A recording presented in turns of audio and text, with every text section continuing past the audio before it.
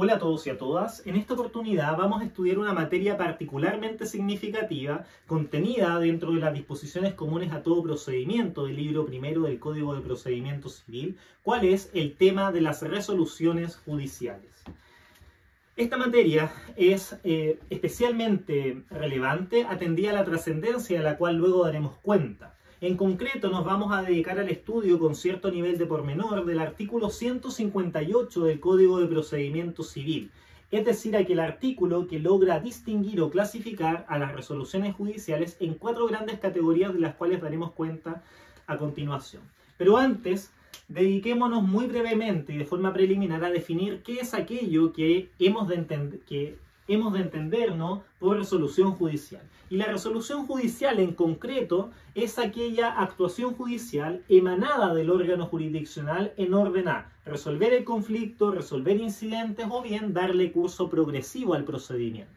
Lo repito, las resoluciones judiciales son todo acto jurídico procesal que emana del tribunal y que puede tener por finalidad, bien sea resolver el conflicto principal, compuesto, como ustedes bien saben, de elementos o premisas fácticas, como también premisas o elementos jurídicos. Por otro lado, también puede tener como objetivo resolver un incidente o una incidencia, es decir, aquella cuestión accesoria al pleito, pero que de igual manera requiere de un especial pronunciamiento por parte del tribunal. O bien, en tercer lugar, puede tener por objeto o por horizonte simplemente darle curso progresivo al procedimiento, de modo tal que éste vaya avanzando y llegue a su término, de modo que logre constituir, ¿no?, su finalidad, cuál es la resolución misma del conflicto a nivel privado, pero a nivel público, como ustedes bien saben, el alcance o la consecución de la paz social, es decir, la armónica convivencia de los distintos ciudadanos. Bien, eso es en concreto una resolución judicial. Ahora bien, el artículo 158 del Código de Procedimiento Civil, como ya previamente adelanté, establece una muy importante distinción atendida a la naturaleza jurídica de las resoluciones. Ese artículo logra advertir o logra, si se quiere, distinguir 4 categorías de resoluciones judiciales que son las que a continuación enunciaré.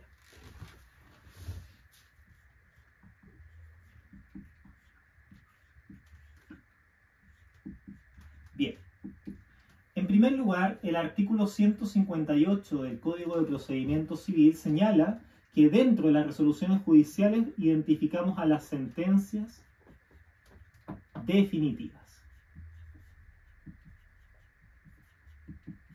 En segundo lugar, ese artículo identifica a las sentencias interlocutorias.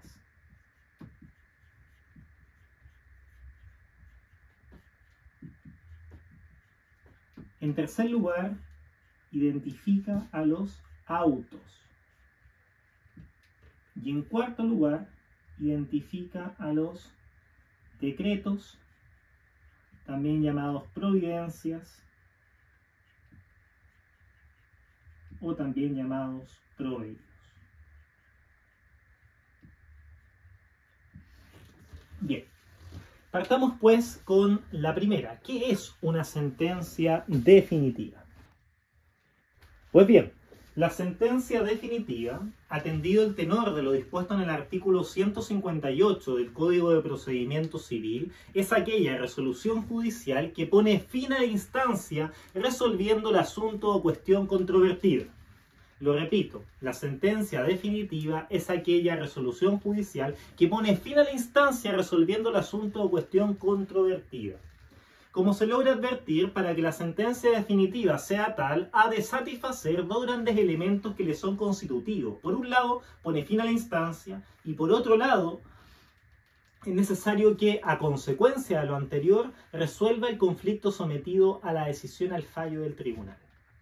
La instancia, como ustedes bien conocen, es aquel grado de conocimiento y fallo que ostentan los tribunales de justicia en orden a resolver el conflicto atendido el elemento fáctico como también el elemento jurídico del conflicto. Es decir, conoce el tribunal para poder resolverlo atendido el elemento o la premisa fáctica, los hechos, como también los elementos o premisas jurídicas, es decir, el derecho. En ese sentido, nosotros podemos identificar sentencias definitivas de única instancia, sentencias definitivas de primera instancia, como también sentencias definitivas de segunda instancia. Pero jamás, al menos en el ordenamiento jurídico nacional, sentencias definitivas de tercera instancia, que no existen. La instancia, como ustedes bien saben, se define atendida a la procedencia o no del recurso de apelación. Estaremos en presencia de una sentencia definitiva de única instancia cuando el conflicto que se ha resuelto no es susceptible de ser impugnado mediante un recurso de apelación. Tal es el caso de la sentencia definitiva dictada en un procedimiento ordinario civil de mínima cuantía, es decir, aquel conflicto en donde la cuantía de lo disputado, el valor de lo disputado, sea inferior a 10 unidades tributarias mensuales. En tal caso, el asunto es de tan baja cuantía, tan bajo valor, que el legislador optó por no dar la posibilidad de ser impugnada dicha sentencia mediante recurso de apelación. Ahora bien, eso no quiere decir que no existan algunos otros medios de impugnación para poder cuestionar aquella decisión. Por supuesto que existen otros recursos, como lo es, por ejemplo, el recurso de casación en la forma. ¿Ya? Eso en todo caso no es tema que vayamos a evaluar o a revisar en esta oportunidad. Bien, repito entonces la idea general. Las sentencias definitivas, atendido el elemento instancia, pueden ser de tres categorías. Sentencias definitivas de única instancia, que son aquellas que resuelven un conflicto cuya sentencia no es susceptible de ser impugnada mediante recurso de apelación.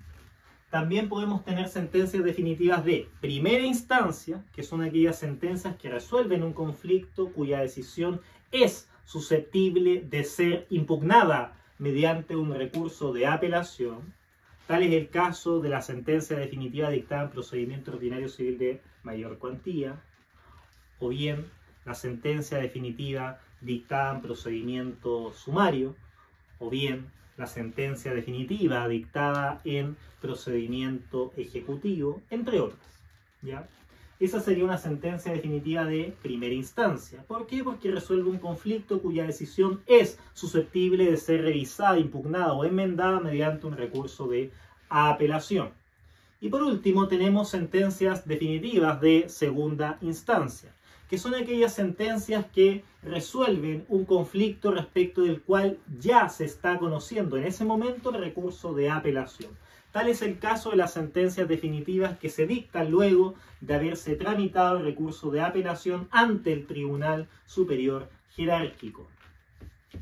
Bien, antes de pasar a las sentencias interlocutorias, concluyamos nuevamente con la definición de sentencia definitiva, que es un concepto esencial dentro del derecho procesal, un concepto respecto del cual no podemos dubitar al momento de expresarla. La sentencia definitiva, atendido el rigor del artículo 158, es aquella sentencia, aquella resolución judicial que pone fin a una instancia y resuelve el asunto, cuestión controvertida.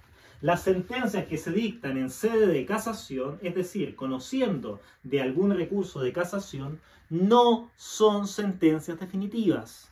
¿Por qué? Porque el recurso de casación no habilita al órgano jurisdiccional para conocer y resolver en relación con los hechos. Los hechos han quedado radicados en materia de instancia, sino que únicamente los recursos de casación habilitan al tribunal para conocer, debatir y por último resolver cuestiones en relación con la premisa jurídica, con el derecho aplicable al conflicto, más no así con los hechos. Por lo tanto, una sentencia de casación, por ejemplo, emanada de una corte de apelaciones, conociendo una casación en la forma, o bien una sentencia de casación en el fondo dictada por una corte, por la Corte Suprema, en ningún caso serán sentencias definitivas.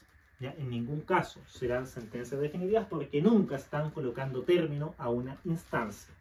La casación no constituye instancia. Bien, veamos a continuación a las sentencias interlocutorias. Atendida la exégesis del artículo 158, es posible identificar una subclasificación dentro de las sentencias interlocutorias.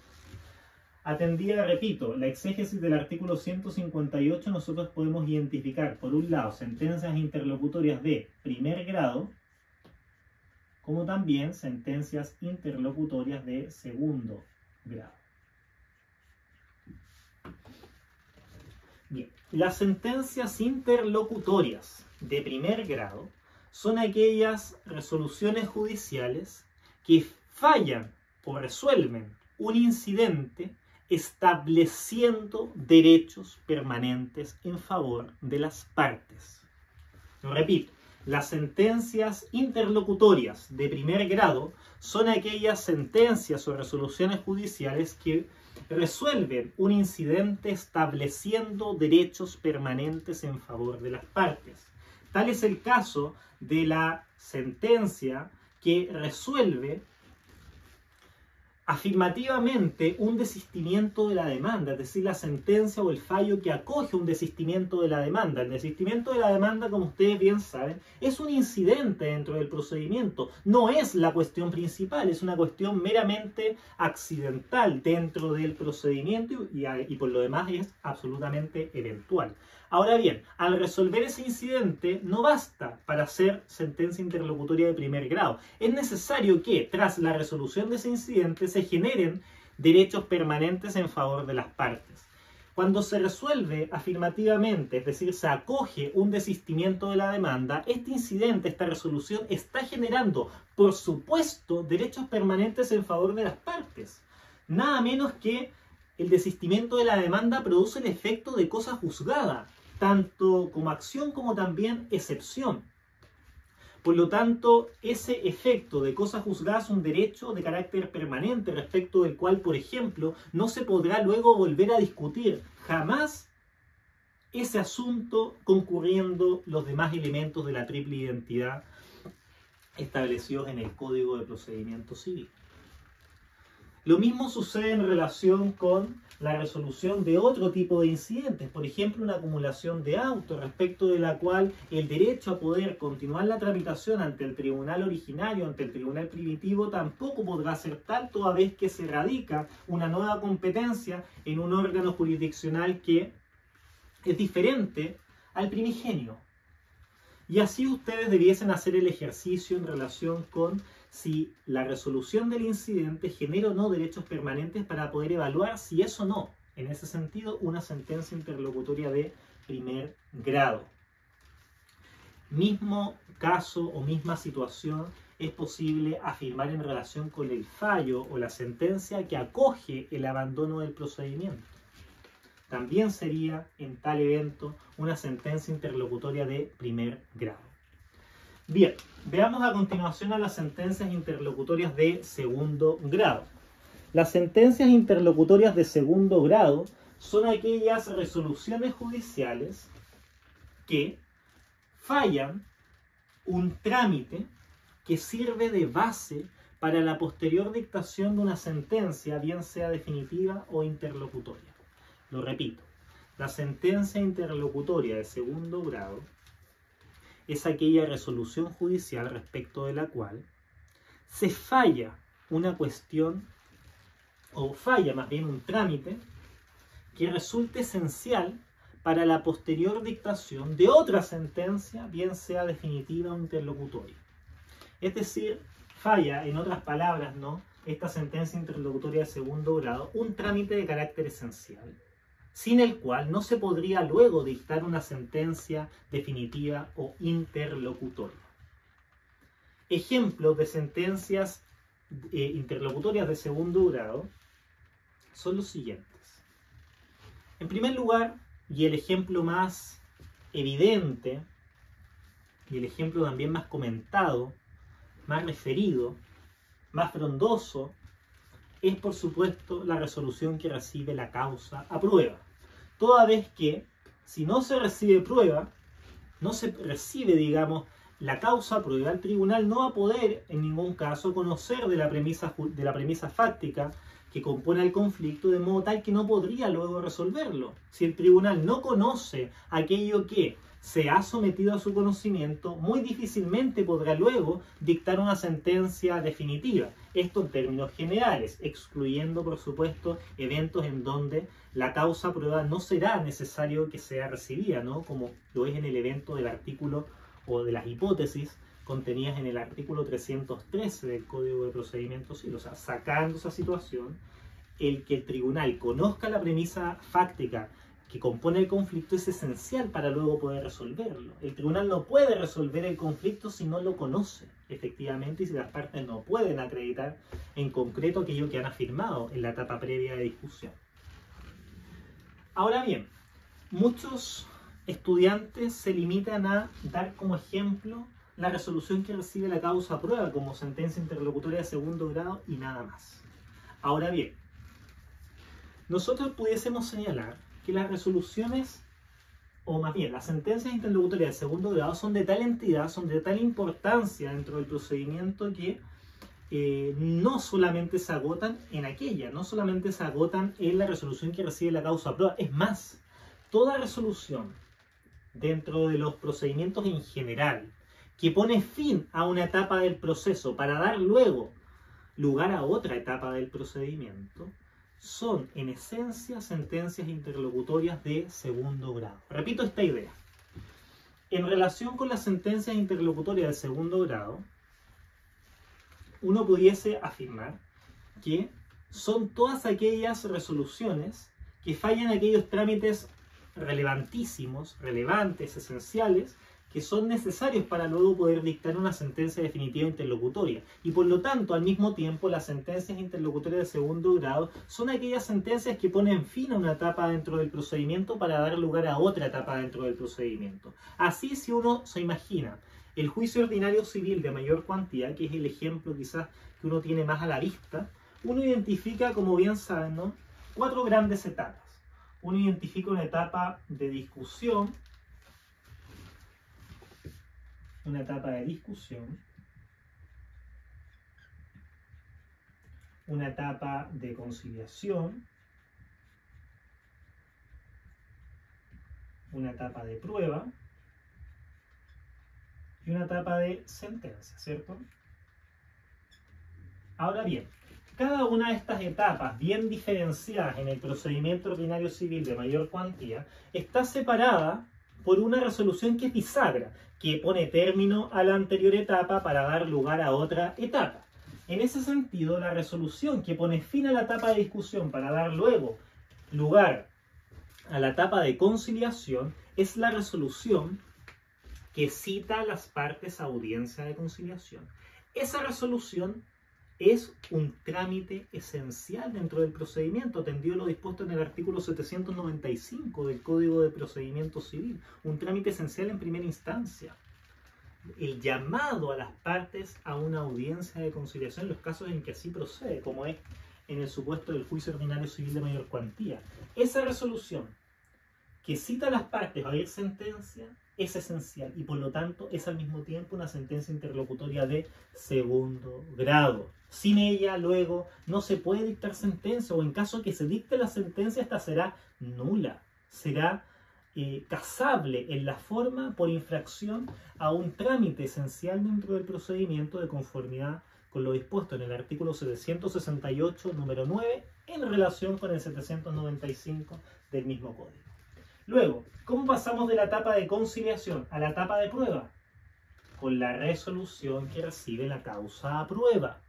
Nuevamente, es una resolución de tal envergadura, de tal entidad, de tal naturaleza que sin ella luego no se puede dictar sentencia. O sea, el tribunal, ¿cómo va a resolver si no conoce la premisa fáctica sobre la que se compone el conflicto? También es una sentencia interlocutoria de segundo grado. Ahora, ¿cómo pasamos de la etapa de prueba a la etapa de sentencia? Pasamos mediante una resolución, también bisagra, que el tribunal dicta en orden a citar a las partes a oír sentencia. El tribunal dicta una vez vencido el término para observar la prueba en el juicio ordinario, ese término de 10 días. El tribunal debe citar a las partes a oír sentencia. Si el tribunal no cita a las partes a oír sentencia, luego no puede dictar la sentencia definitiva y por lo tanto también en ese sentido se constituye como una sentencia interlocutoria de segundo grado. Ahora, no nos limitemos al procedimiento ordinario civil de mayor cuantía. Esto también es posible predicarlo en relación con otro tipo de procedimientos. Veamos algunos ejemplos. En el procedimiento ejecutivo, La resolución, mandamiento de ejecución embargo, es también, por supuesto, una sentencia interlocutoria de segundo grado. O sea, sin ella luego no se puede dictar efectivamente la sentencia definitiva, bien sea condenatoria o absolutoria, dependiendo del mérito del proceso. Es una sentencia elemental que por lo demás da inicio al cuaderno de apremio dentro del juicio ejecutivo.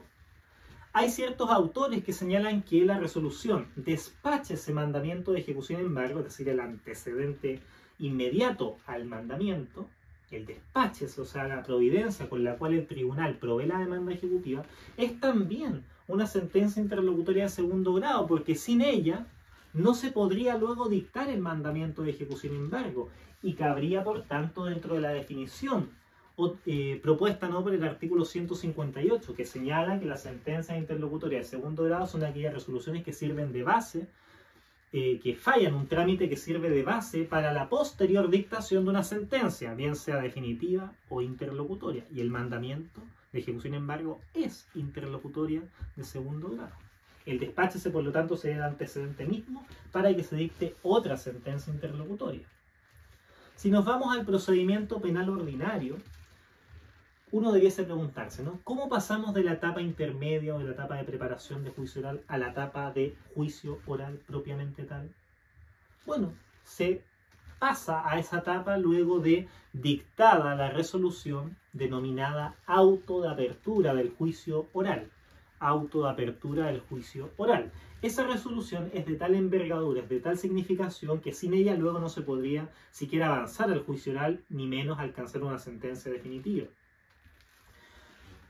Por lo tanto, cabe dentro de la hipótesis de la sentencia interlocutoria de segundo grado, el auto de apertura del juicio oral. Como se dan cuenta, en esta oportunidad hemos logrado advertir que existen distintos ejemplos de sentencias interlocutorias de segundo grado.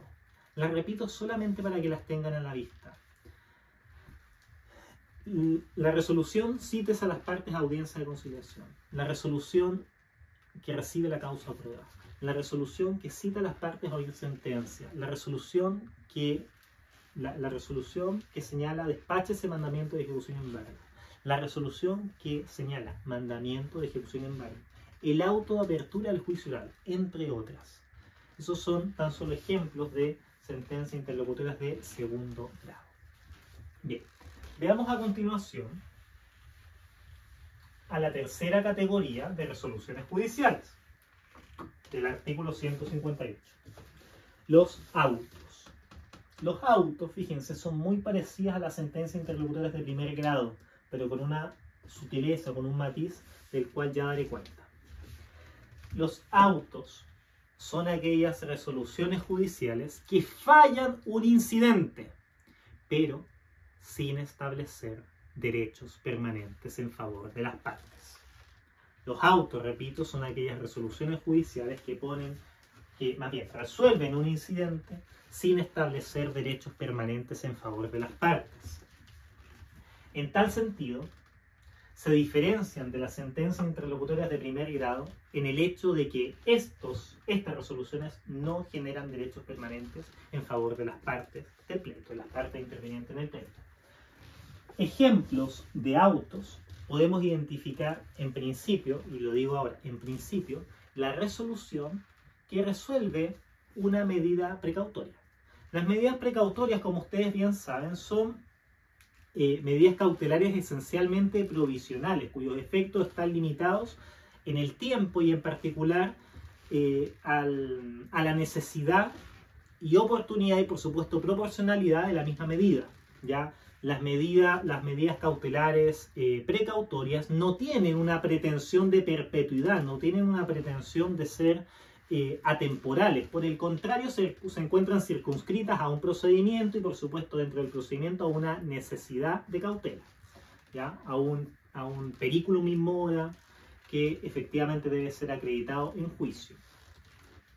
Por lo tanto, hay quienes señalan, la doctrina tradicional siempre ha señalado que las resoluciones que acogen, por ejemplo, una medida precautoria, es de naturaleza un auto. ¿Por qué? Porque resuelve un incidente, No hay duda, ¿no?, que una medida precautoria no es la cuestión principal del juicio, es una cuestión totalmente accesoria, una cuestión totalmente secundaria, si se quiere, dentro del procedimiento, pero que, por supuesto, tiene enorme importancia porque asegura el resultado de la acción, asegura la efectividad de la pretensión, naturalmente. Pero los efectos de las medidas cautelares o de las medidas precautorias no son permanentes, por el contrario, son esencialmente provisionales. Sin embargo, debo hacer el punto de que la doctrina más contemporánea, o ciertos autores de la doctrina más moderna, señalan que las resoluciones que se pronuncian sobre medidas precautorias no serían en rigor de naturaleza auto, sino que serían interlocutorias de primer grado, porque a su respecto y por disposición expresa de la ley procede recurso de apelación, y el recurso de apelación nunca procede de forma directa en contra de autos y decretos, siempre de forma subsidiaria en contra de autos y decretos, ¿ya? Sobre eso quizás me voy a pronunciar hacia el final. Bien, otros ejemplos menos debatidos, menos cuestionados de autos son las resoluciones en general que rechazan ciertos incidentes. Por ejemplo, la resolución que rechaza el abandono del procedimiento. La resolución que rechaza el abandono del procedimiento es de manera indubitada un auto. ¿Por qué? Porque no está estableciendo ningún derecho permanente en favor de las partes. Luego se podría volver incluso a alegar el abandono del procedimiento si es que se vuelven a juicio del ejecutado, del demandado, según sea el procedimiento, a cumplir con los requisitos de esta institución, de conformidad con el 152 del Código de Procedimiento Civil. ¿Ya? Bien, eso sería entonces un auto. Conceptualmente es muy similar a la sentencia interlocutoria de primer grado, con la diferencia de que el auto no procede, o no, más bien, no genera derechos permanentes en favor de las partes. Bien, y por último tenemos a los decretos, providencias o también denominados proveídos. Los decretos, providencias o proveídos son todas aquellas resoluciones judiciales que simplemente buscan darle curso progresivo a los autos, que simplemente buscan darle curso progresivo al procedimiento. Los decretos lo que buscan es darle continuidad al juicio, que el juicio vaya avanzando, y en tal sentido son esenciales para el procedimiento. Sin ellos, el juicio no podría avanzar. Naturalmente, los decretos no resuelven la cuestión principal, tampoco resuelven cuestiones accidentales, no resuelven incidentes, no resuelven cuestiones accesorias. Los decretos, en definitiva, no resuelven nada, simplemente le buscan dar curso progresivo al juicio, al procedimiento. Ahora, como no resuelven nada, como ustedes podrán advertir, los decretos, providencias o proveídos son las resoluciones judiciales más frondosas, más numerosas dentro del procedimiento. Muchos se limitan a simplemente mencionar el traslado y una que otra resolución adicional. Pero vamos a intentar dar algunos ejemplos adicionales, ¿no? Por supuesto, ejemplos de decretos, de providencias, de proveídos es el traslado. La resolución traslado, que por ejemplo provee una demanda en juicio ordinario, es por supuesto una resolución cuya naturaleza jurídica es un decreto. ¿Por qué? Porque el traslado no está resolviendo la cuestión principal, no está resolviendo una cuestión incidental, no está generando derechos permanentes, ni mucho menos. Lo único que está haciendo es simplemente darle curso progresivo al procedimiento. El traslado es una resolución que se inscribe dentro de la naturaleza de decreto. La resolución, como se pide con citación, lo mismo. Cuando, por ejemplo, se acompaña un instrumento público, el tribunal tiene que tenerlos por acompañados con citación. Va a decir entonces, téngase por acompañado con citación. También es un decreto, una providencia, un proveído, toda vez que no está resolviendo ninguna cuestión principal, ni tampoco alguna cuestión accesoria. O bien, cuando yo solicito el cumplimiento incidental de la sentencia en el procedimiento de cumplimiento incidental, ¿no? Artículo 232, 233 y siguientes del Código de Procedimiento Civil, el tribunal la va a proveer con citación. El tribunal me va a decir, cúmplase con citación. o como se pide con citación, también es una resolución que se inscribe dentro de la categoría de decreto. Las resoluciones, como se pide con conocimiento, las resoluciones que señalan téngase presente, ténganse por acompañados, exhórtese, como se pide, pídase cuenta, dese cuenta en relación con cierta información, ofíciese a la Contraloría General de la República, ofíciese al registro civil y de identificación para que nos entregue un domicilio, téngase por señalado domicilio, etc. Todas esas resoluciones que simplemente buscan dar curso progresivo al procedimiento, sin las cuales el procedimiento no podría avanzar, son decretos, providencias o proveídos. Bien, habiendo señalado ya el concepto de cada una de estas resoluciones judiciales que logra clasificar o distinguir el artículo 158 del Código de Procedimiento Civil, atendida la naturaleza jurídica de la resolución, cabe ahora preguntarse, ya para cerrar este video, ¿por qué es importante esta distinción? En realidad es importante por varias circunstancias. Sin embargo, en esta oportunidad nos vamos a pronunciar sobre únicamente la principal, postergando el estudio de las demás importancias a otros videos. Bien, la principal significación o trascendencia de esta clasificación atiende a los recursos o al régimen recursivo aplicable en relación con cada una de estas resoluciones judiciales. Es decir, dependiendo de la naturaleza jurídica de la resolución que se impugna, procederá uno u otro recurso establecido por la ley. ¿Ya? No proceden los mismos recursos tratándose de sentencias definitivas que de autos. Y no proceden, por supuesto, los mismos recursos tratándose de interlocutorias que de decretos, providencias o proveídos y cualquier crossover o entrecruzamiento que pueda darse en relación con aquello. ¿Ya? Veamos entonces cuáles son las reglas matrices o las reglas generales en relación con esta importancia, ¿no? Preguntémonos, por tanto, ¿cuáles son los recursos que por regla general aplican en contra de cada una de estas resoluciones? Bien, todo esto dentro del esquema del proceso civil. No nos vamos a pronunciar por el momento dentro del esquema del proceso penal, porque eso también lo vamos a postergar para otra oportunidad, sin perjuicio de que podamos dar alguna referencia en esta oportunidad. Bien, en contra de las sentencias definitivas, y en concreto en contra de las sentencias definitivas de primera instancia, procede nada menos que el recurso estrella dentro del proceso civil, cuál es el recurso de apelación.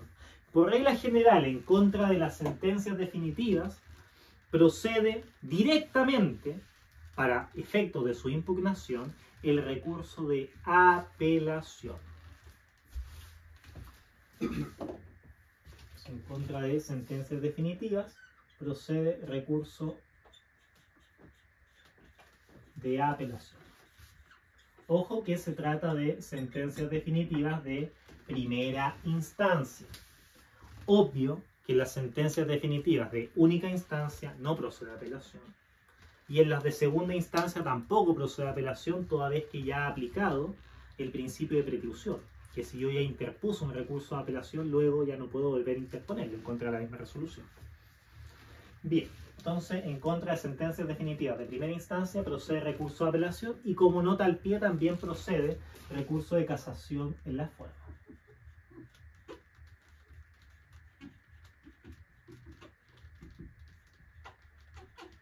Ahora, si nos ponemos más exquisitos y lo vemos, digamos, de un punto de vista un poco más fino, en contra de sentencias definitivas, ahora, de segunda instancia y concurriendo otros requisitos adicionales, podría también proceder recurso de casación en el fondo, como también recurso de queja.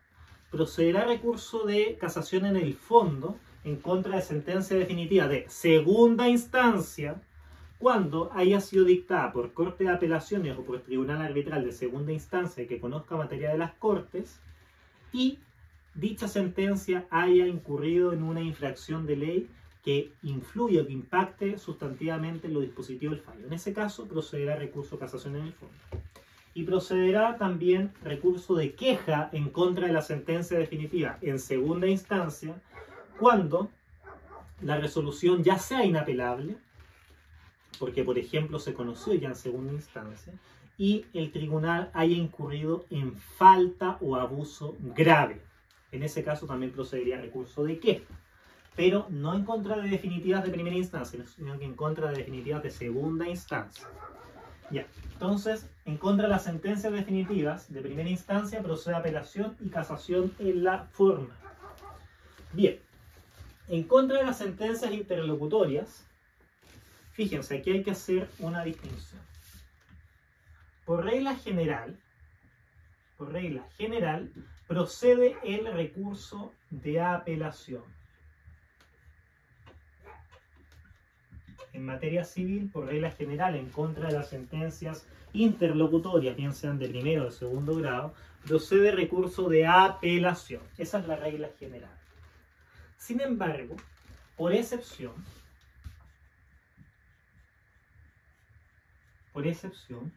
podría proceder recurso de reposición.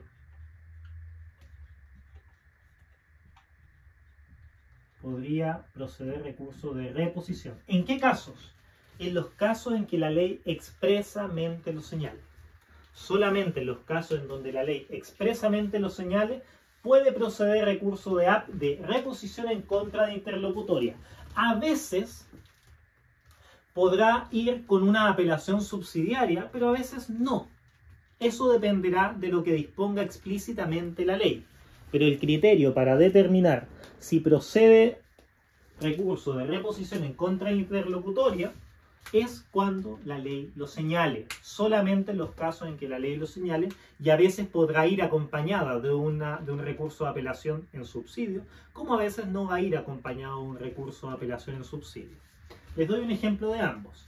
El artículo 319 del Código de Procedimiento Civil establece que procede recurso de reposición con apelación subsidiaria en contra de la resolución que recibe la causa a prueba en el juicio ordinario. ¿Ya? Ahí tenemos un ejemplo en donde procede reposición en contra de interlocutoria,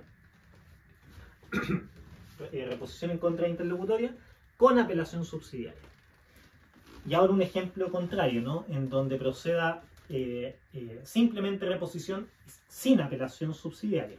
Se da en el caso en que la Corte Suprema rechace in limine, o sea, por manifiesta falta de fundamento y de plano, digamos, un recurso de casación en el fondo respecto del cual procederá reposición dentro de tercero día. Esa resolución que rechaza in limine el recurso de casación en el fondo por considerarse manifiestamente carente de fundamento,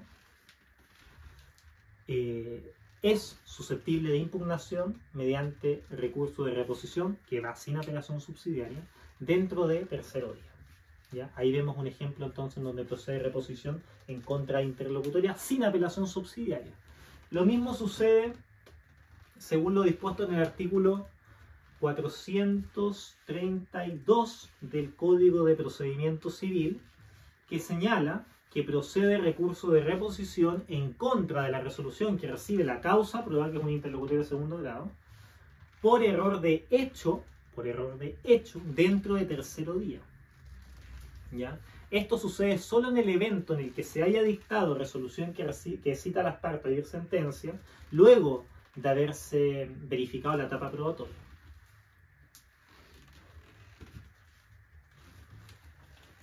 Porque hay, en relación con esa resolución, una situación particular, que es la del artículo 326 del Código de Procedimiento Civil.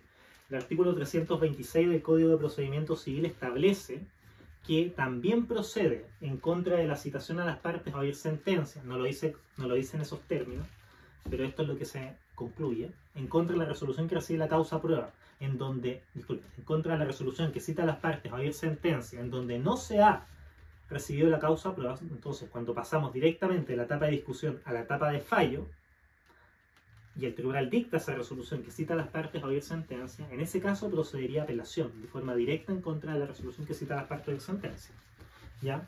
Y cabría, por tanto, dentro de la regla general, que en contra de interlocutorias procede apelación. Otro ejemplo en donde procede directamente la apelación en contra de la sentencia interlocutoria es en el caso de las excepciones dilatorias.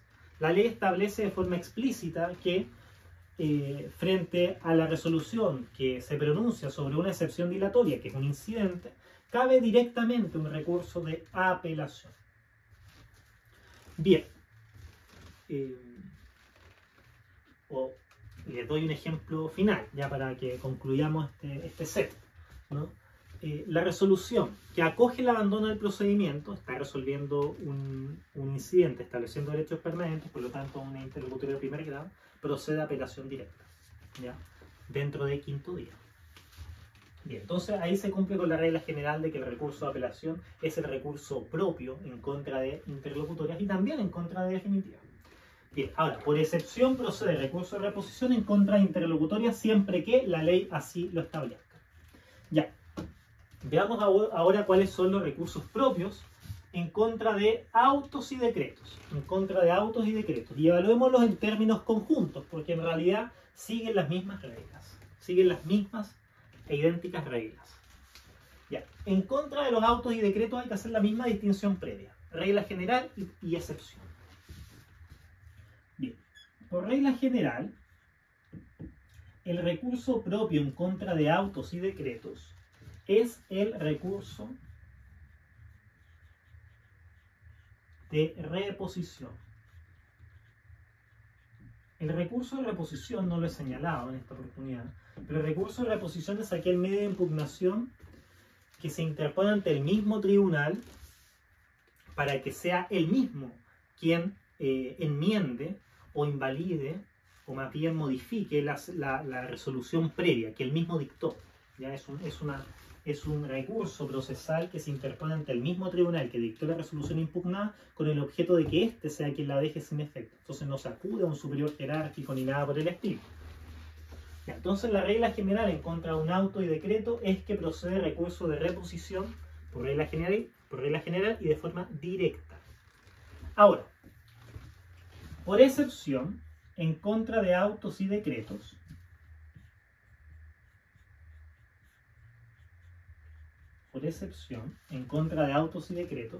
procederá recurso de apelación. Pero fíjense, voy a dar algunos matices.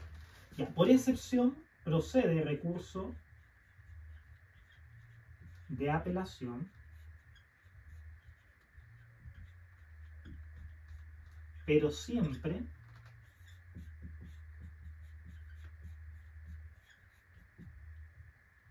de forma subsidiaria.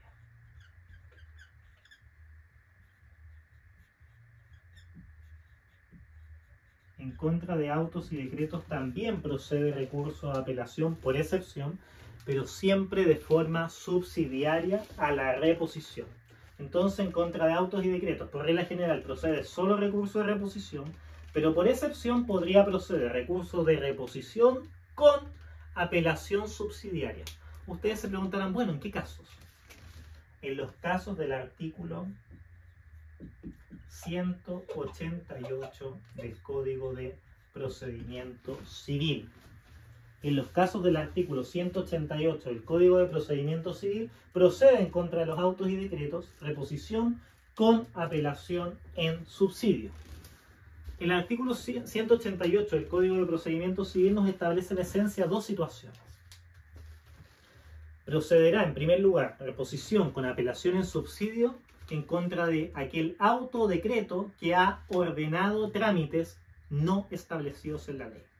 En primer lugar, procederá recurso de reposición con apelación subsidiaria en contra de aquel auto o decreto que ha ordenado trámites no establecidos en la ley. Y en segundo lugar, procederá recurso de reposición con apelación subsidiaria en contra de aquel auto o decreto que ha alterado sustancialmente el orden del procedimiento. Para ser estrictos, leamos concretamente lo dispuesto en el Código de Procedimiento Civil, en el artículo 188, para ser lo más preciso posible. Este artículo señala lo siguiente: los autos y decretos no son apelables cuando ordenen trámites necesarios para la sustanciación regular del juicio, pero son apelables cuando alteran dicha sustanciación o recaen sobre trámites que no están expresamente ordenados en la ley. Entonces, cuando alteran la normal sustanciación del pleito, en ese caso procederá a reposición con apelación subsidiaria, y cuando ordenen trámites no establecidos en la ley. En ese caso también procederá a reposición con apelación subsidiaria. Bien, eso por cuanto a el régimen recursivo aplicable a las resoluciones judiciales atendida a su naturaleza jurídica. Bien, como les dije hace un momento, existen varias otras importancias, si se quiere, de esta clasificación, pero lo vamos a abordar en otro video.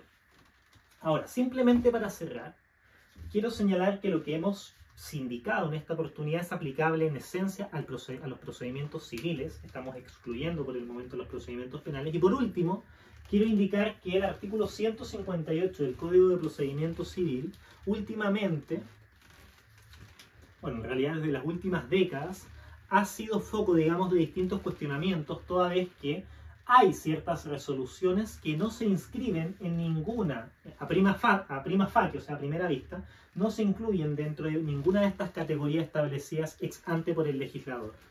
Ese es el caso, por ejemplo, de la sentencia que resuelve un recurso de casación, bien sea en la forma o en el fondo. ¿Por qué?